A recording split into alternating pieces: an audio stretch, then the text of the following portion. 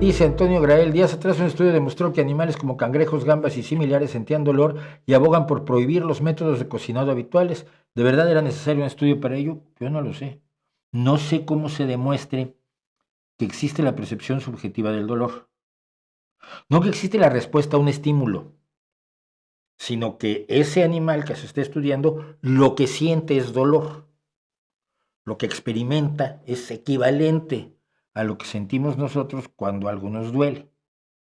O algunos animales que se les nota cuando les duele, pero no se les nota. Hay muchos perros que sufren enormemente sin decir ni pío, entonces no sabes si están experimentando un verdadero sufrimiento o no.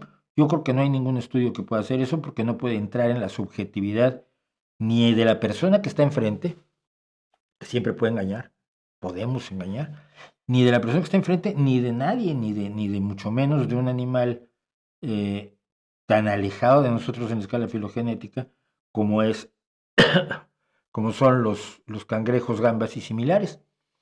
Si se quiere prohibir el dolor animal, vamos a tener un problema, no se va a poder. Lo único que se trata de hacer aquí es de hacer lo que se llama la señalización de la virtud.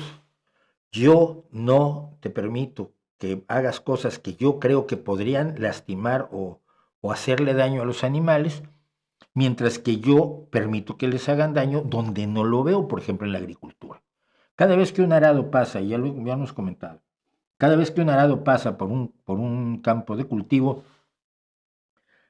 destroza topos, ratones de campo, lombrices, todo tipo de insectos, todo tipo de animales que viven en la tierra, que viven alrededor de la tierra, pues se los machaca el arado y luego se los machacan las trilladoras y en las trilladoras encuentras trocitos de animales y la agricultura mata a muchos animales y por supuesto luego los pesticidas que se utilizan para evitar que se pierdan las cosechas porque queremos favorecer la alimentación humana, ojo, queremos favorecer la alimentación humana, pues los pesticidas que se usan pues, matan insectitos y matan pajaritos y matan un montón de animalitos.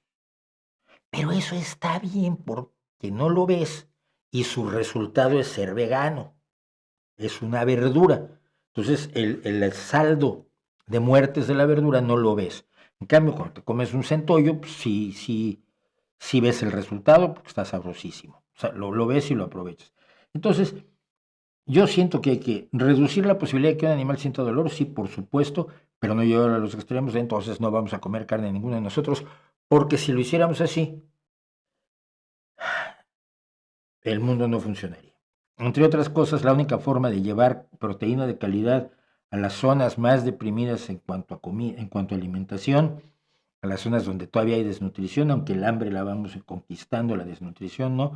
La única forma de llevar proteína de calidad es a través de productos animales que hemos evolucionado para aprovechar, sobre todo cocinados. Yo recuerdo siempre a alguien que me decía, es que si todos los niños en África tuvieran un huevo al día, el mundo sería distinto. Yo creo que tienen toda la razón del mundo, pero hay gente que no te lo va a permitir, no te lo va a aprobar, no les va a dar gusto porque no les permite señalizar lo enormemente virtuosos que son y por lo tanto poder señalar a gente como yo, que hoy me comí unos garbanzos con pollo, asesino de pollos, tú eres pecador, yo soy santo. No se lo paso ni a los religiosos ni a los no religiosos. Dice Antonio Grael, creo haber leído que el guisar la carne ayudó a la evolución de nuestra inteligencia. No sé si es cierto o una teoría más. Es una hipótesis, pero tiene bases sólidas. La carne cruda no es tan biodisponible como la carne cocida.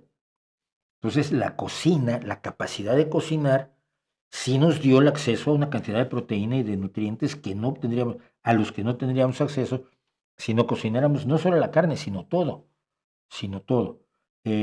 Salvo algunas cosas que degradan las proteínas al cocinarse, que desnaturalizan las proteínas, en general, todo cocinar las cosas hace que las aprovechemos mejor, y si las aprovechamos mejor, pues tenemos más energía para gastarla en nuestro cerebro, que es el órgano que más energía gasta de nuestra de nuestro cuerpo.